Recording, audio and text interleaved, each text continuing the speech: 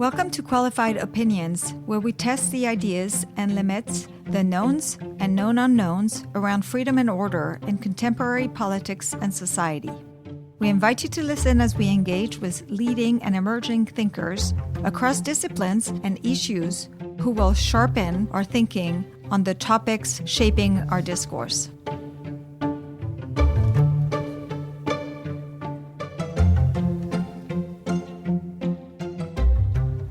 America is celebrated for its economic dynamism and ample employment opportunities. It's a nation that attracts immigrants from around the world, and that includes me. Yet Americans are bummed, and they've been for a while. 70% of them believe we are heading in the wrong direction. Their feelings of doom and gloom are reinforced by academics, politicians, and the media telling them repeatedly that the promise of the American dream may not be attainable for them. They have numbers and indexes to prove it. But are things really so bad? Why is everyone so bummed? And what can we do about it? That's what we're going to discuss with my guest today, Jeremy Horpedahl. Jeremy is the director of the Arkansas Center for Research in Economics and an associate professor at the University of Central Arkansas. Welcome to Qualified Opinion, Jeremy. Thank you very much. Glad to be here. So before we dig in, tell us about how you became interested in economics and pursue your particular research agenda. Yeah, absolutely. So I was a undergraduate student at the University of South Dakota. It's where I grew up in South Dakota. And I was a business major there for reasons I was not clear of. It just seemed like a good thing to do, major in business. But of course, as a business major, you take classes in economics, principles of micro and macro as part of your requirements. So I took those classes, did okay, and got a little bit interested. I also at the time was dabbling in being a math major and was doing okay at that. But as I got to the higher level math, I thought, well, this seems a little too theoretical for me, even though I was doing well at it. So how can I put these two together, business and math? And, talking to some professors, it seemed like economics seemed like a good combination of the two with both those skill sets. And I also then started taking more economics courses and had some professors there that just really got me interested in it and, kind of all of a sudden just got hooked on it. My favorite class as an undergraduate was it was a senior seminar in political economy. And there we read lots of stuff like we read some Marx and stuff on the left. We also read Thomas Sowell and Friedman and Hayek, and just like that really got me interested in seeing, wow, this is much more than just sticking business and math together. There's a lot more going on here.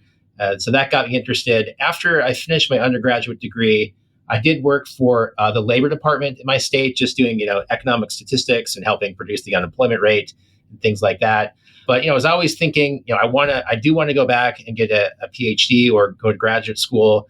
And, talking to my professors, they said, graduate school it's fun, but it's a lot of work. It's not just, sitting around and talking about Hayek all the time. They said, unless you go to George Mason, if you go to George Mason, then you'll get all those things that you want, right? It's a good program, but also you're going to get to think about economics more broadly. I said, oh, okay, that sounds like something I might like. So that got me interested in that. And then eventually I did start the PhD program at George Mason and finished my degree there in 2009. And of course, and I'm sure many of your listeners know, it's a wonderful program. You get to meet lots of people there. They're doing lots of great economics. And so that was, kind of how I got into this, the professor life. So finished that in 2009. And since then, I've had a couple of different academic positions, including my first position working with Steve Horwitz at St. Lawrence University. I was a visiting professor there. And of course, he's part of the late Steve Horwitz now, unfortunately, but he's a big part of the Mercatus family as well. And then I am now at the University of Central Arkansas, where I've been since 2015, and I've been working, as you mentioned, I'm a director of a research center here. We do a lot of state-based public policy research, so trying to take these economic ideas, outside the classroom, but also not just publishing them in academic journals, trying to get them in front of policymakers and just get on TV and talk to the general public about better economics. So that's kind of how my path and how I got to where I am today, sitting here talking to you. Yeah, and I am glad that you are going to work more and more with us. I am too, yes. Yes, and this is great. And I think we're going to be able to explore a lot of what we're going to be talking about today, which is this perception of doom and gloom. Do you remember the 1984 Ronald Reagan campaign ad, commonly known as Morning in America? It begins with a serene image of an idyllic American landscape, waking up to a new day. It features visuals of people going to work, flags waving in front of homes, and families in peaceful everyday setting. And the narrator speaks over these images, detailing the improvement of the American condition over the past 4 years, including job creation, economic growth, and increase in national pride. It actually even talked about how many men were going to get married on that particular day. And this ad is just really actually wholesome and awesome, and it offers a sharp contrast with what we have today. Where, Americans kind of seem to feel that, there's just things are going wrong. And this is in the context of seeing this ad and then reading a blog post of yours that I wanted to talk to you, because it really is stunning. And when you had a blog post that looked at how many people think we are doing now versus how the economy is doing between 2019 and 2023. Can you talk to us about that? Yeah, absolutely. And, for the 1984 ad, I was alive in 1984. I was way too young to vote. I think I was in kindergarten. But, I have seen that ad, and also, seeing things from that era. Like I watched The Commanding Heights when I was an undergraduate, and there's the big kind of arc there is like the 70s were really bad, and then there was all this optimism and things doing much better in the 80s, right? And I think that's part of people who really responded to that idea of optimism, and that our economic system can do better and can be made better with better policy, but also just optimism generally. So, and apparently, this ad was very instrumental of getting Reagan reelected. Mm-hmm. I mean, it really kind of that thing really tapped into something, and I think this is why a lot of people seems to think that we were doing better back then. Yeah, absolutely, and and a lot of today, of course, the incumbent Biden administration is going to try to make things look good, but it seems like both sides are playing on fears in different ways, fears of the other side, fears about how the economy is doing, fears about immigrants, whatever it may be. That seems to be a very common theme in politics today. I know it's always kind of been there, but I think there was much more of this sense of better days are ahead, a generation ago. So, I think we'll talk about a number of blog posts that I wrote, but, this one about, comparing how the economy is doing today. And I was looking at the labor market, looking at measures of economic growth, looking at measures of wealth, and comparing, just before the pandemic, before the world kind of went to hell, and then comparing it to the latest data, looking at, what's the unemployment rate, but not only that, looking at what's labor force participation for prime age workers, all these different ways of looking at the labor market. And by almost every measure, we're either doing exactly as well or better than we were doing right before the pandemic, right? So all these different measures of that. If we look at, we know we've had a lot of inflation, of course, during the pandemic and after. But if you look at wages adjusted for inflation, they've at least kept up with it, and some measures of wages have done better, right? So maybe not as fast a growth as we'd like in good times, but considering the very bad 4 years that it's been, wages and other measures of income have kept up.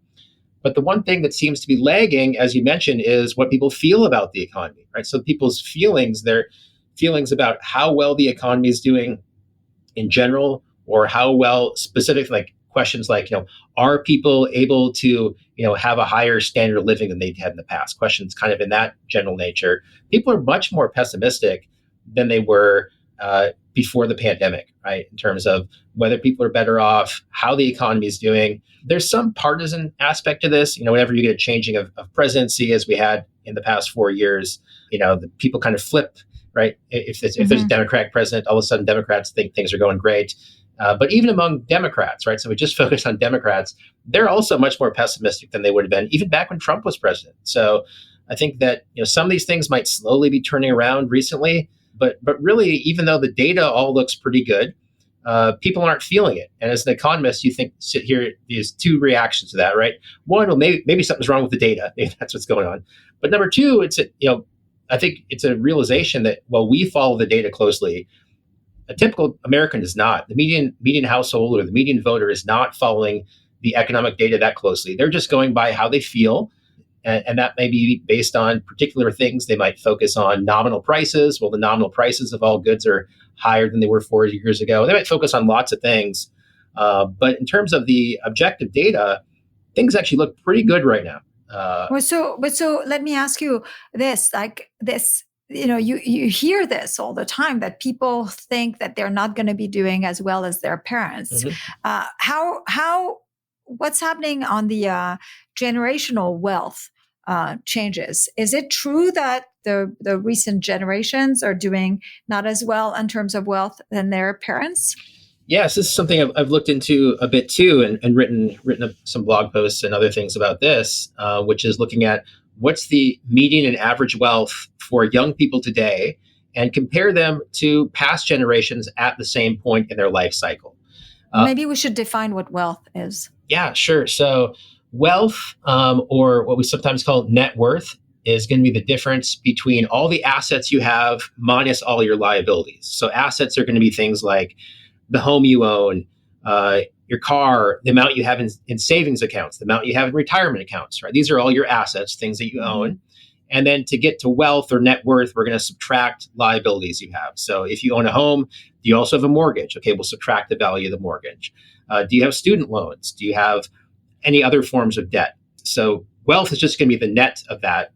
And so if we look at the median household in the US, it just could be positive or negative, and for some households it's negative. But for the median family, it's positive about $200,000. They have about $200,000 more in assets than they have in debts or liabilities. Yeah, so they're doing better than their parents. It's also interesting to me because I remember when people were talking about how millennials were like the poorest generation yet. They weren't getting married. They were living in their parents' basement. So this has changed. It's changed. That's right. It's changed very recently. So if you look at the most recent data for 2022 or 2023, we now see that the youngest generation, millennials, as well as those younger than them, now do have more wealth than previous generations, whether we compare them to Gen X or compare them to baby boomers.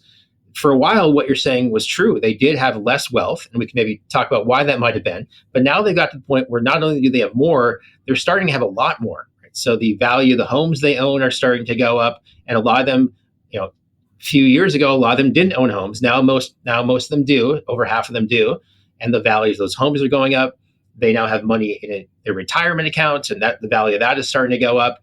And also lots of debts they had. So, for example, the younger generation today, as this is the stereotype, and the stereotype is true, they have a lot more of them have student loans, and the student loan value, even adjusted for inflation, is a lot higher than past generations for those that do have student loans. So this is a type of debt that they had early on, so when they were very young, just entering the workforce, their debts were very large, and they basically had no assets. And those debts, they had more student loans. It took a while to start paying those down.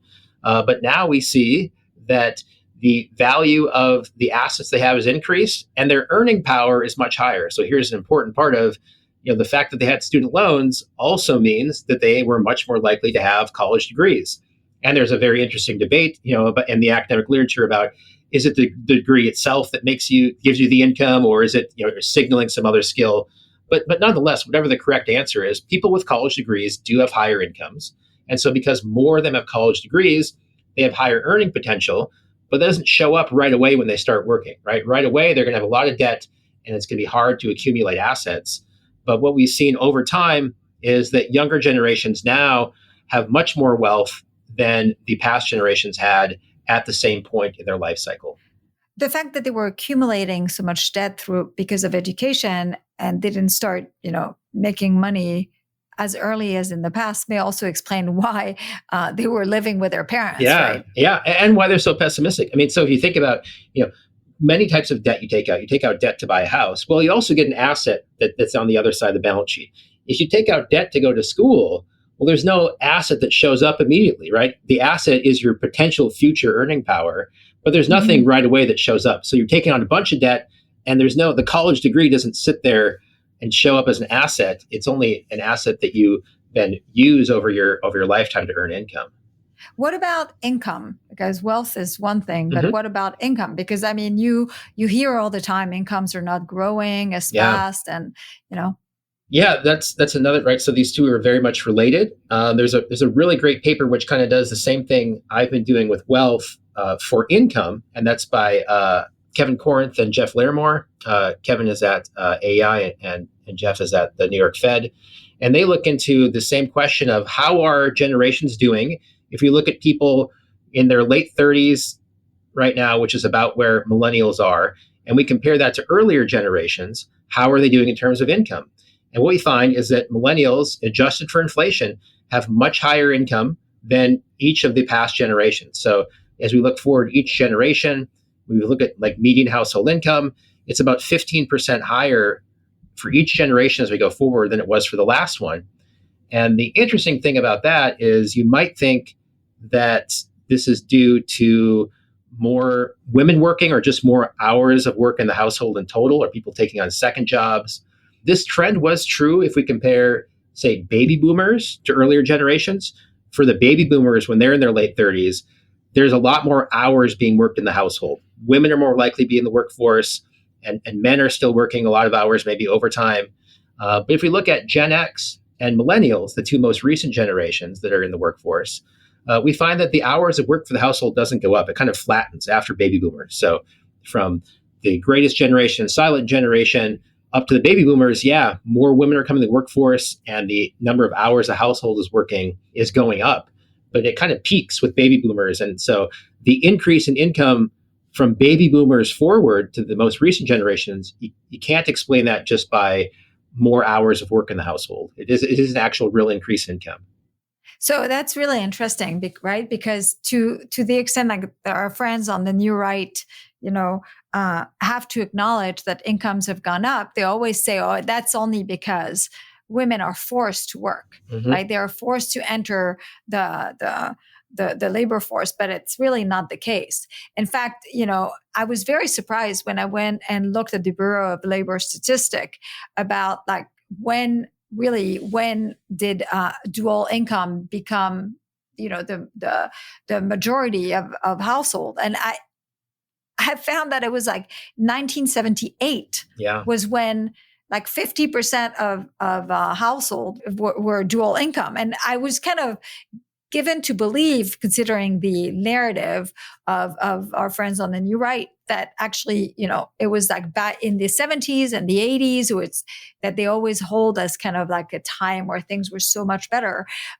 It was so much better because back then women didn't have to work. They could stay home, and things were so cheap, and everything was so great that you could live a family of four with only one income. And by the way, when I say 50% were dual income, it doesn't mean that 50% were one income earner, because some of these households were actually retired, right? So I think it was like something like 30 something percent of household that were one income. So it's interesting. I mean, no, absolutely. And, if you look at the kind of long stretch of the 20th century, women are entering the workforce, basically throughout the 20th century. The number of women working is increasing throughout that.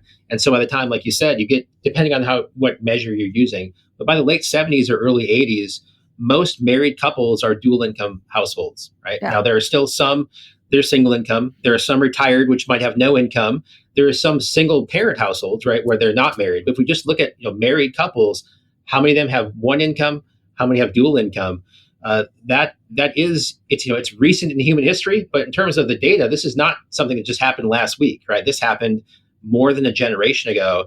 The dual income married couples became the norm, or at least became the largest category of married couples. So yeah, it has happened. It's been a long trend, but if we're looking at, I think maybe we'll talk about, Orrin Cass's work and our critique of that. He's comparing 1985 to today. Well, by 1985, it already happened. By 1985, the dominant form of family structure for earning for married couples was two incomes.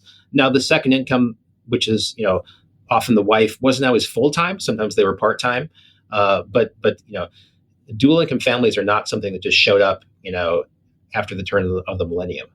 Well, the thing also that's interesting is like the 50s and the 60s were actually quite unusual in terms of women staying at home, because and when you look at actually, like, I mean, I think kind of it went down. I mean, it used to be dual income used to actually be much more prevalent in the past before the 50s and the 60s, in part because people were poor. It was a luxury for women not to work. Yeah. And then the 60s and the 50s and the 60s were very unusual. It was actually not, it was not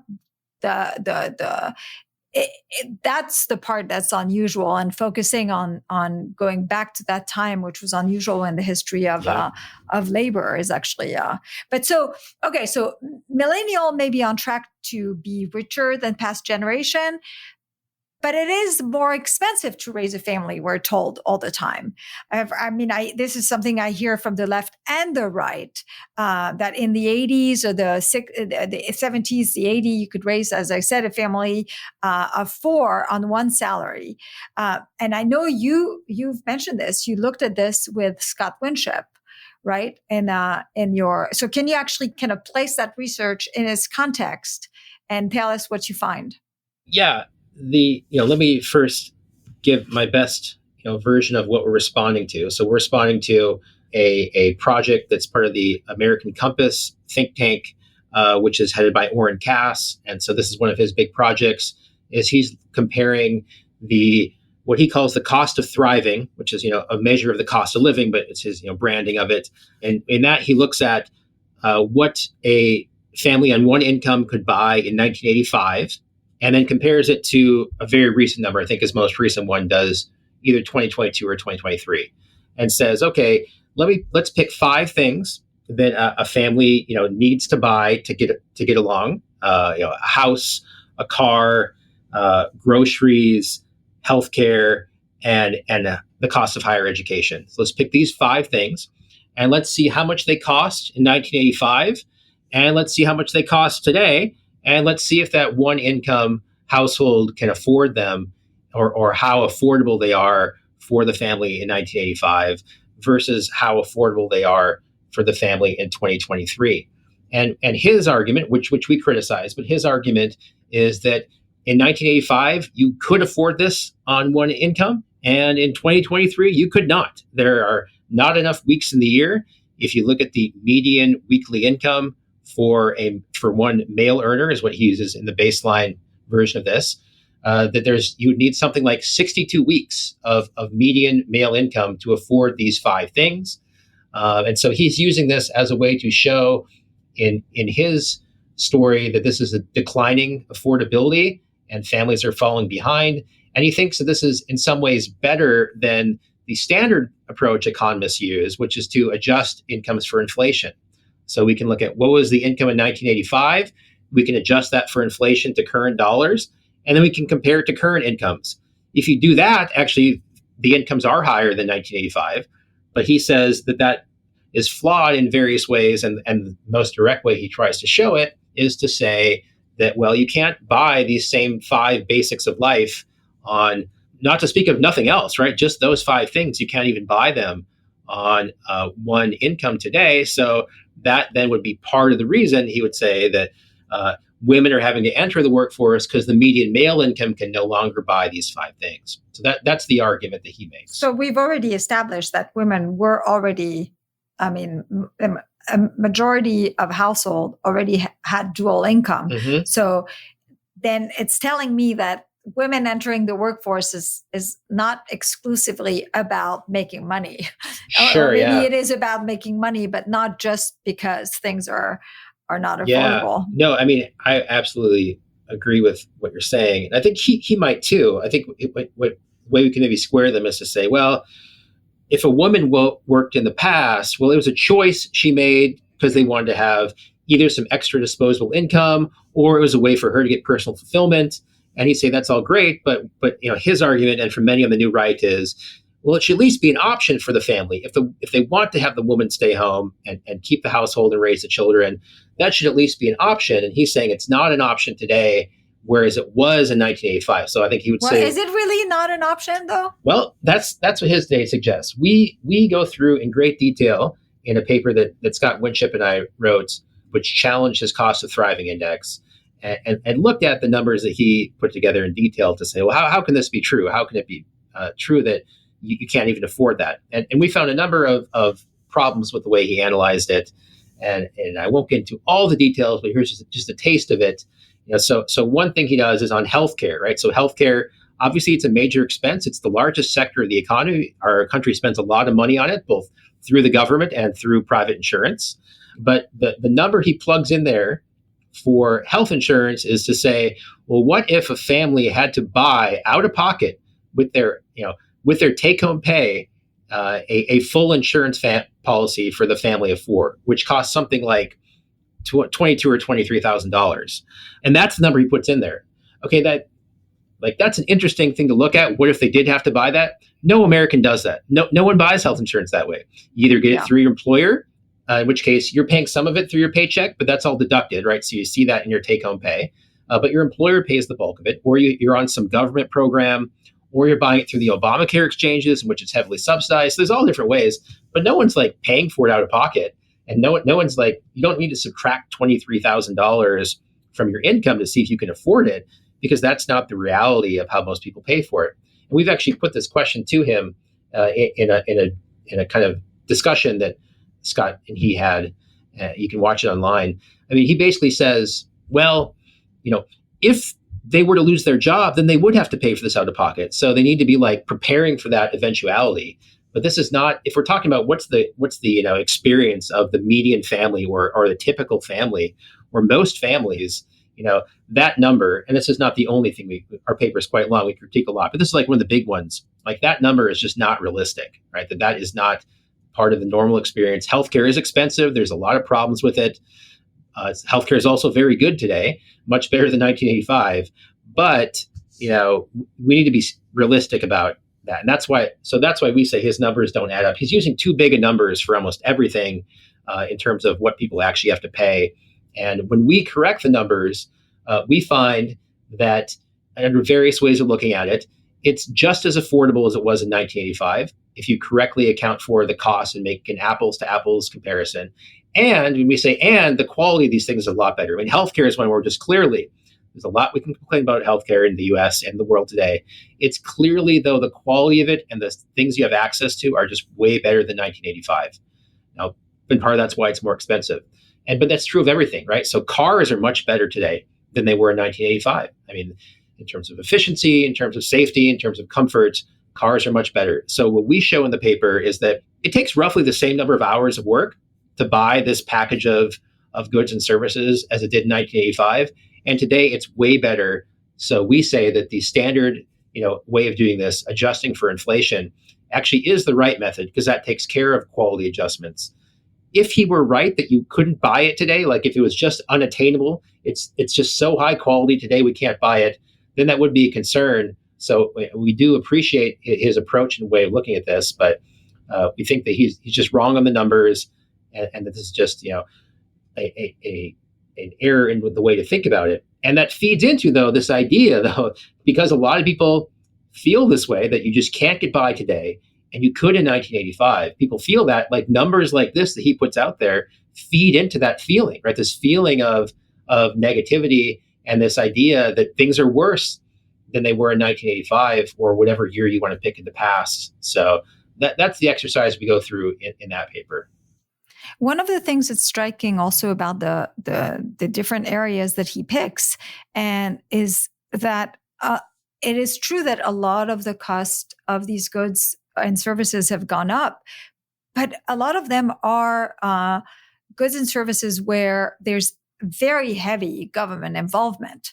And I think about housing in particular. Mm-hmm. Yeah. He doesn't seem, because obviously, Oren, but he's not the only one. Then you're right. There's basically a renewed call to actually get the government involved to rectify everything they think is wrong with our economy and even restructure our economy.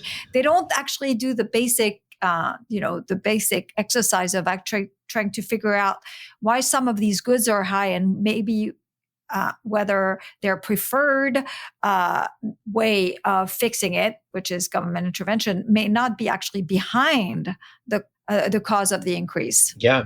No, I agree with you completely. And I think that on this question of housing affordability, I think this is a major issue the country is facing in almost every part of the country, not just what we traditionally think of as the expensive areas like the West Coast and the Northeast, but even throughout the Midwest, housing prices are out of control. But they're out of control for some very specific reasons. And we can group those reasons into kind of one phrase we can use, which is supply restrictions. That in most places in the country, it's very hard to build new residential housing that is near the places people want to be, which is city centers and places like that, where there's large sources of employment, where there's lots of entertainment opportunities, where there are good schools. It's just really impossible in this country to build new housing. A lot of this is due to zoning restrictions and other land use restrictions, which have been in place for in most places almost 100 years, but they're now really starting to have an effect on the price of housing. So here's where when people talk about it's harder to get by today and they'll point to the cost of housing, I'll say you're right. That is actually true, that housing prices have increased much faster than incomes, certainly over the past 20 years, but over the past 5 years, absolutely. Housing prices have gone up way more than incomes have. But this is because we're now seeing the consequences of years of various government regulations on land use, which restrict and prevent the supply of housing from expanding. And this is something which the country is having to deal with, but it's a very interesting issue because there's no national solution to the zoning issue. Right? This is a very localized issue. It's almost all set at the city level. In some cases, states set some of the rules or can restrict cities from doing certain things. But this is something which is, not only is there no way for the federal government to directly fix this, there's only the only things the federal government can do, like the Biden administration recently announced they're going to be giving some subsidies, or they're proposing subsidies for first-time home buyers. This will actually make the problem worse, right? So these go right. You have a fixed supply essentially, or a very inelastic supply, and you're going to increase demand. I mean, a principal as a microeconomics student of mine can tell you what will happen to that, right? The price is going to go up even more. This will make the problem even worse. And maybe it'll help out some buyers in some cases, but for the most part, this is going to exacerbate the problem without addressing the root causes, which are that there's a shortage of land in places where people want to live, but it's an artificial shortage created by these land use restrictions. And I know that some of your colleagues at Mercatus, Emily Hamilton, have been working on this issue for years and talking about how this is a problem. And at the time it seemed, San Francisco, New York, it's getting expensive. But is this really a problem, in Kansas City or in Minneapolis? And now it is. Now it is a problem in all these places, which used to be affordable. And it's for very predictable reasons. And, if we get back to, the New Right and Orrin Cass and others like him, I mean, maybe you can find some examples, but I don't think I've ever seen them talk about the zoning issue as being the cause of this. I think on the American Compass website, again, Orrin Cass's project, I think they had a guest post once from someone from Mercatus that made this argument, but it was within this concept of like a debate about what's going on. Like, I don't think this is a big problem, and I don't think anyone on the New Right is, or even on the left, really. I mean, that's not true. Some people on the left actually have taken this up as an important issue, but it actually is. So if we think about the pessimism of the young generations, a lot of it's tied up in housing, right? I mentioned that, the value of their assets is going up. Well, that's true for the median millennial who owns a home. The value of their home is now going up, and they have the home and they're in the club, right? They're in the club of homeowners. For the millennials, which there are a lot of them, which don't own homes yet for various reasons, they are not in that club yet. And they are not only going to have a really hard time buying that first home. As a renter, they pay the cost immediately, right? If the price of houses go up, but you own a house, to you, that's just your wealth went up. It's not a big deal. Your mortgage payment doesn't go up, except to the extent that your property tax goes higher. But for a renter, their rents are resetting every year. And so they're feeling immediately the cost, right? If housing prices are up 40% in your city in the past year, if you're a homeowner, all it looks like is my wealth went up. But if you're a renter, your rents have probably went up 40% too. So I think that a lot of the pessimism, even though millennials at the median or on average are doing great, for those that don't yet own homes, and you see these TikTok videos of people complaining about, I can't pay my rent on my income, and sometimes they're over dramatized or whatever, but they're almost all renters, right? And the renters, this is a real problem that I think that no one city in the U.S. has yet figured this out, but at least a lot of places are starting to talk about how can we fix this problem. and get to a point where people can build property on property they own, still designed for residential use, but that will be more accommodating to the types of housing that the market demands rather than the restrictions which are set up by these government rules. Yeah, I mean, my frustration, I will say, from those who used to kind of believe in markets and now don't, and is actually that they also say that a lot of their change of heart comes from the fact that they care about workers, and housing is a big deal, especially for workers who live in areas that have high unemployment rate and low wages. And because it's not that they, couldn't move to get to a better labor market, but actually housing in these better labor markets the prices are so high that basically it would kind of eat entirely the wage premium. And so they just decide to stay where they are. And that's a big deal. If you care about workers, if you care about workers' attachment to the workforce, if you care about all these things, housing deregulation should be really high on your list. Yeah, absolutely. And, if we look at historically, or if you look at, say, the last, what we called housing bubble, right, in the mid 2000s, 2005, 2006, a lot of that happened in cities where people were leaving really high cost places like LA and San Francisco and moving to places like Phoenix, Arizona, or Las Vegas. So they could move. And at that point, there actually were places that were still affordable. And Kevin Erdman's books on this are really excellent, describing that whole process.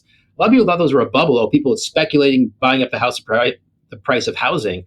No, this was people moving, as we would like workers to be able to do, to work, to move to a place that's more affordable, or maybe more matches their preferences. But now we've got to a point in the country where there's nowhere left to move to. There's no cities left to move to because we've had all this migration, some of it, encouraged by what was going on with the pandemic. People wanted to leave certain types of cities and certain states. But now we've gotten to a point where people have moved everywhere and there's kind of nowhere left to go. So yeah, if we care about the workers, we want them, to just, first of all, just if they like the city they're in, they should be able to stay there. That it shouldn't be that the cost of housing shouldn't be artificially inflated there. We also want them to be mobile. That's how workers can move to where their best opportunities are. But if they're stuck in a situation where, to move to a new city would mean, okay, I'm going to have to sell my house. If you own a house, I'm going to have to sell my house. Sure, I'll get a lot more than I paid for it, but houses are more expensive everywhere. And now mortgage rates are so high that by moving somewhere, you're actually going to end up paying a lot more than you were, in which case you may not move to that job, which is a better opportunity, because the housing situation has constrained you and made you much more likely to stay put, because even though that other job might pay you more and might have other things you like that are better about it, your housing situation will get worse if you get out of your status quo. There's another reason also to care about housing, and it goes back to actually some of Oren's, cost of thriving index, I guess it's called. I remember reading a study by MIT that actually looked at, based on different decades, how much it would cost today, how many weeks of work we would need to get the living standards of 75, for instance. And I remember this one well because it was 23 weeks. So basically, less than half of the year, if you only worked half of the year, and you could absolutely afford a life from 1975, right? A family of four. So that goes against what Oren is saying. But what the cost of thriving index is saying is that actually we can't do this. And one of the reasons why we can't do this is because no one can actually find the kind of homes anymore that existed back then that were smaller. And that's actually a point that is absolutely true, right? It is true that while you could afford the standard of living of 75 or 85 easily, the problem is actually and that we tend to make the case, look, housing are more expensive, but also we live in much bigger homes. We have much nicer car. I mean, his point is fair, which is yeah, but actually, if you wanted smaller homes, you couldn't find it. And that too should make him care about housing regulations, because I think it is like prohibition, which is when there are prohibition on the supply of something, what is going to be produced is actually much more potent in the case of alcohol, much more potent in the case of drugs. And I actually think the same is true for housing, that when supply is constrained, the kind of homes you're going to get are much bigger and much more expensive. And there's much less diversity and differences in size and choice for consumers. Don't you think?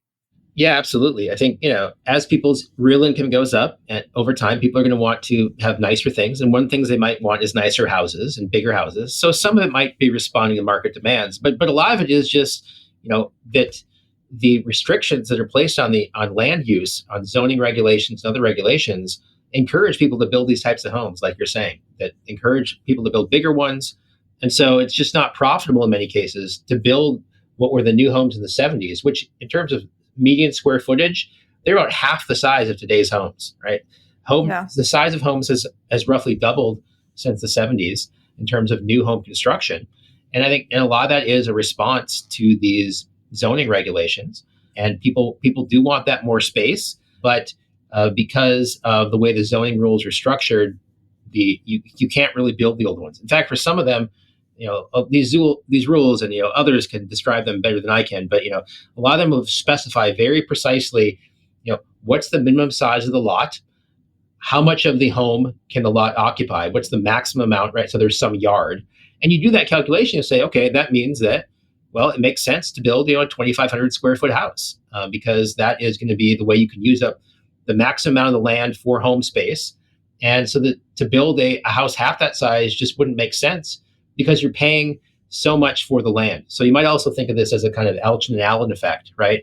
If the land is so expensive, right, and you're paying so much just to have the land in a specific city, of course, then to build, the relative cost of building a bigger home is less, right? So people are just going to build bigger houses. So as we inflate the price of land, not just the price of housing, once people have paid that fixed cost of the land, they're going to build bigger houses on it. What about student debt? I mean, there's, reports after reports about how student debt has exploded, and, the President Biden has tried to cancel student debt. I mean, actually cancel student debt Mm-hmm. in spite of the Supreme Court. I mean, what about that? Yeah, I mean, that, again, as I look into the wealth data, young people do have more student debt today, and then more of them have it. So this part is true. The cost of college, measured various ways, has been going up faster than incomes. So this is true. But I think the important thing to think about, if you think about the worker over their life cycle, is that in that Cornt and Larimore paper I mentioned, they do a calculation. They say that, well, yes, but with the increased cost of debt, it only takes about 3 years worth of income to overcome that, right? So after 3 years, you've kind of paid back the increased debt. If you look at, how much of an income premium you get. So it's absolutely true that people have taken on a lot of debt, and some people, there are outlier cases where people have, hundreds of thousands of dollars of debt. But at the median, it's somewhere around $25,000 of debt. It's not insignificant, but it's for someone who goes to college, gets the degree, and starts working. This is certainly an amount of debt that is, you feasibly can repay within a reasonable amount of time. It does make it harder to start buying those other assets, right? If a lot of your income is going to paying down the debt, that's going to mean that's more years that you're not being able to save for a down payment for a home.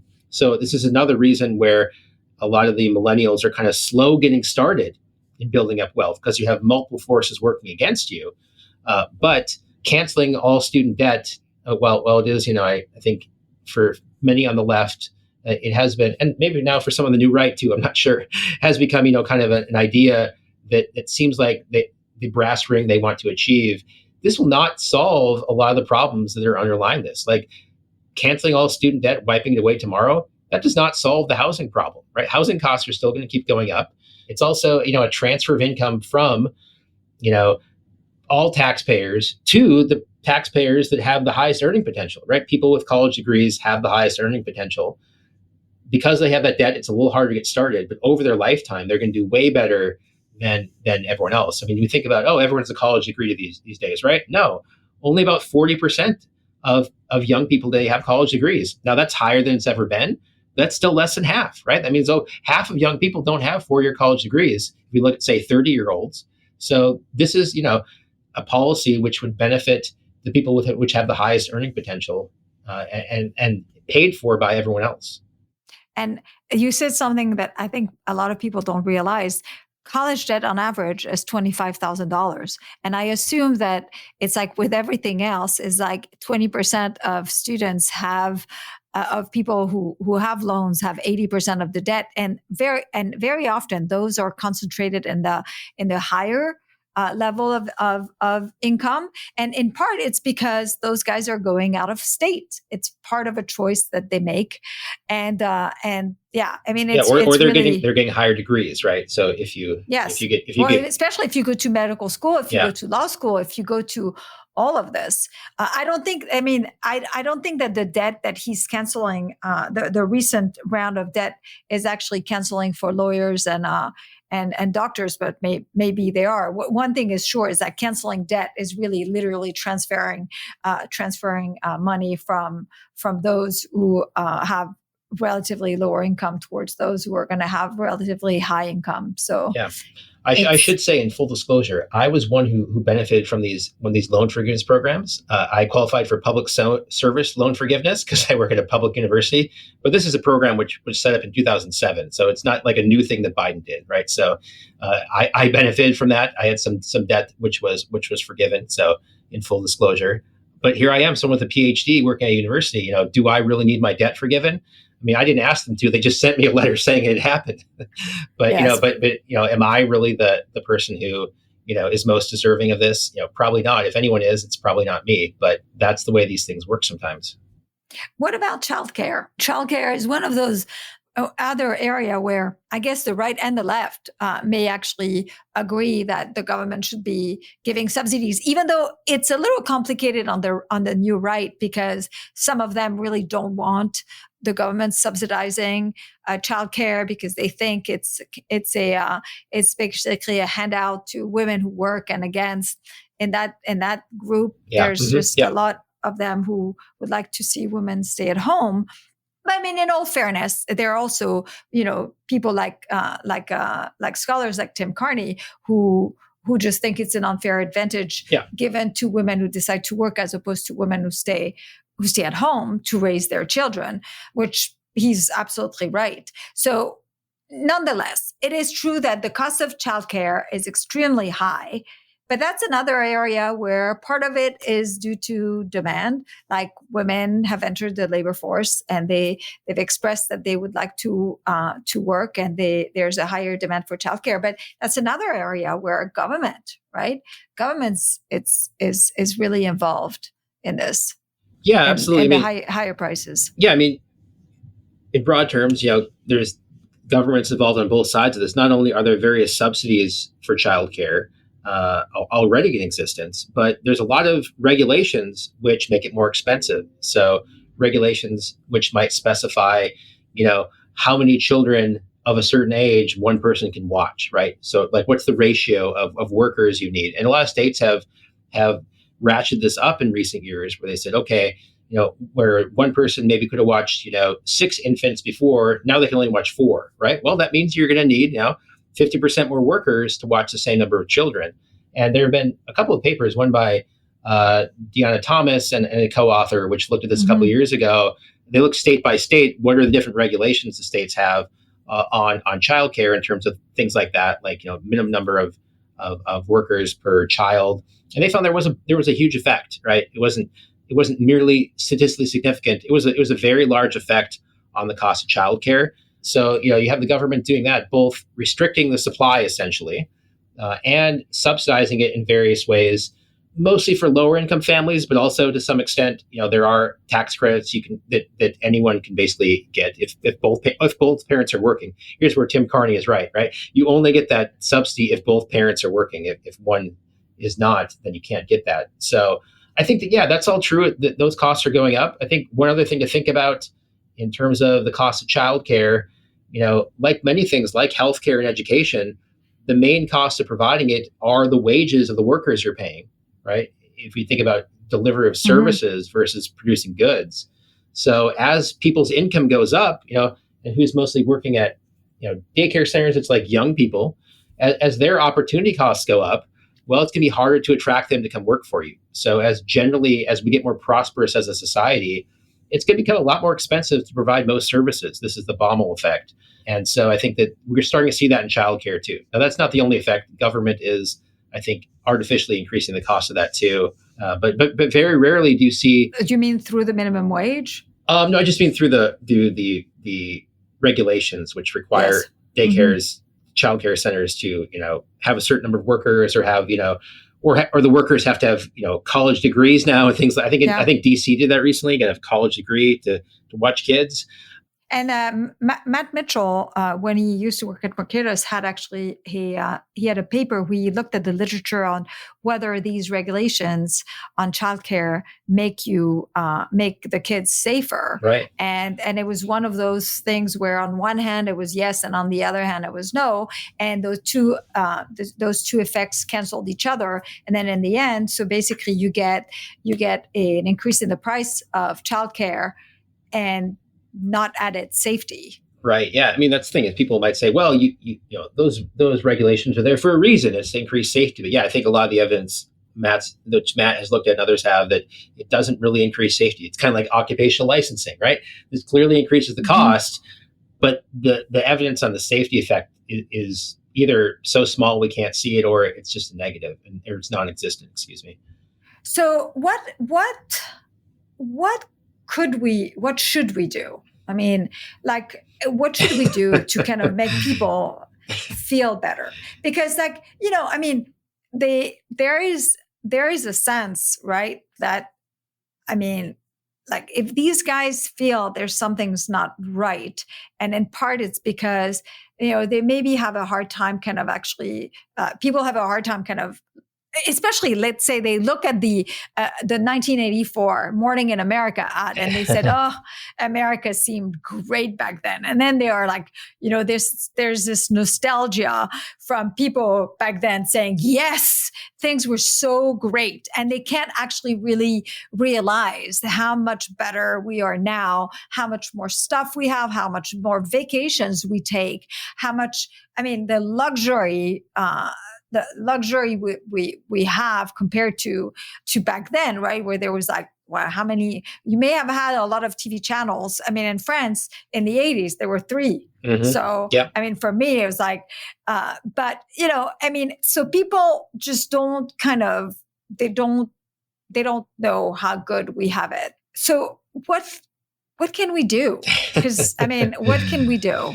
No, I mean, that's a really good question. I laugh though, because, I spent a lot of my time trying to show people how much we're better off. I know you do too. I think thinking about different creative ways to show people that, I think is part of what we try to do, and say, I think that even on housing, we can say that, look, yes, housing is a lot more expensive in the past, but it is better in a lot of ways, right? I think that people miss that. I think one of the big challenges is inflation. By that, I don't just mean the recent inflation. I mean always, like, because we've had even slow inflation over a generation means that prices are like a lot higher, and people have trouble, comparing nominal numbers now to the past. They just, they look at, a Hershey bar used to be a nickel and now it's $1. And so we must be worse off, right? But okay, but what about incomes? So I do try to, in my work, on Twitter and blogs and doing podcasts like this, try to show people the data about how we're better off. I think that, I think we could be doing better at that. I think that this is something that is, though, an ongoing project that, when we get to 40 years from now, there are going to be people saying, oh man, wasn't it great back in 2024? I think we're always going to have this, even if, clearly we're better off. So I think it's, in some sense, an endless job for us, but something, we need to do to show people how better off we are, especially now when there, as you said, there does seem to be a lot of pessimism. I mean, you can go back throughout history, people saying, oh, this generation is not as good as the last, but it seems like there's a lot more of that now. And I think a lot of the survey data bears that out, that people are much more pessimistic now. Do you think it's because what we lack is a sense of unity? I mean, that's a Yuval Levine, right? Explanation for this nostalgia. it's like, well, economically, we're definitely aren't worse off. In fact, we're unquestionably better off. What people are just kind of mourning is that feeling given by this ad, right? Where there was a time where there was a flag on every house in America. There was a a national sense of what being an American meant and being proud of this. There was a sense that though people could disagree on marginal issues, and obviously they were always Republicans versus Democrats, ultimately they shared core values. Do you think that's really what's happening? And in that case, I don't know, what do we do about that? No, I mean, I think you're right. There must be something else going on. And, this is not my area of expertise, but I think that explanation sounds plausible to me. But I don't know if that is the issue, how do we fix that? How do we get back to there being this, core set of values or this feeling of community? How do we get back to that? As an economist, I don't know the answer to that. But I think that, there is some sense in which, people's lives are more online today. They're more, even there's this idea of the big sort where people geographically have moved to places where people think more like them, in broad terms at least. So I think that, there is a lot of that going on. I think it's David French's book. I think it's called, I read it, but I think it's called Divided We Stand. And it talks about that sorting that is taking place where people used to live in communities that were way more varied.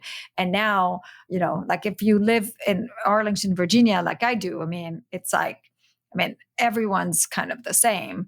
And it's like vast majority Democrats, and people never get to interact with their neighbors who are of different political parties than they are.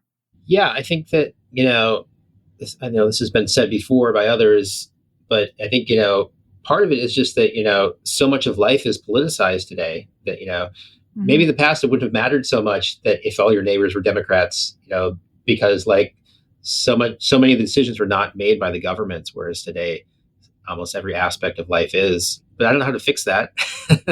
I think that what I try to do as an economist is to try to, whatever the question is, like let's try to find the best data we can to assess this, and then see if how people feel matches up with the data. In some cases, they're right. Like I'm generally an optimist on most things. I'm pretty pessimistic right now about the housing market, both the state of it and where we're going to go in the future of being able to get to a point where housing can be affordable for most people again. I want to actually be optimistic on this, good. If only because like I know that my colleagues have been very effective at I think that some of their work's been included in like 22 legislation in states last year, and I think Montana is a state where housing reform has actually been really, really productive. Yeah, no, and I'm hoping maybe some states will learn from the states that have gone and done reforms. But again, it's like, that's me trying to kind of like soothe myself with some good news. But it's very possible that it's not. No, I know that there are a lot of groups working on this from both the left and the right. And, I know that the folks at Mercatus are working on this. I think in Montana, they had a task force on housing affordability, and Emily Hamilton was on that task force. I think they got a lot of not only good ideas, but laws passed that came out of that, like getting rid of minimum lot sizes in cities and things like that. So, yeah, I think there are reasons for optimism, but, I think it's just from a public choice perspective, which is how I think about a lot of things. It's a real challenge because, the median voter is a homeowner, and to a homeowner, the status quo is actually okay, at least for now, until they want to move. So I think it's a real challenge to do this in every city, but I'm glad that you have the optimism on that, and I'll try to find ways to be optimistic too. Well, I want to moderate my, I don't want to think that, I want to believe that actually this is one of these areas where our side, obviously it's bipartisan. We've actually been quite good, because rather than phrase it as, permitting reform is necessary, we've managed to actually kind of communicate the welfare that would come for most people in a system that is reformed. Yeah. And I think that kind of it's one of those kind of grassroots movement that is inspiring. How we do it for other things, I don't know, and whether ultimately it succeeds is a very it's. I mean, we'll see. Well, we can talk in a few years and see where we are. But I want to ask you last question, which is, what is the most mistaken claim you'd like to correct on all of the stuff we've talked about? What is the thing that you really think is worth correcting? I think the biggest thing is just the general point that over most time horizons, people's incomes are going up faster than prices. Not every year. I mean, not in 2022, but in most years, which aren't either highly inflationary or a recession, people's incomes are going up faster than prices.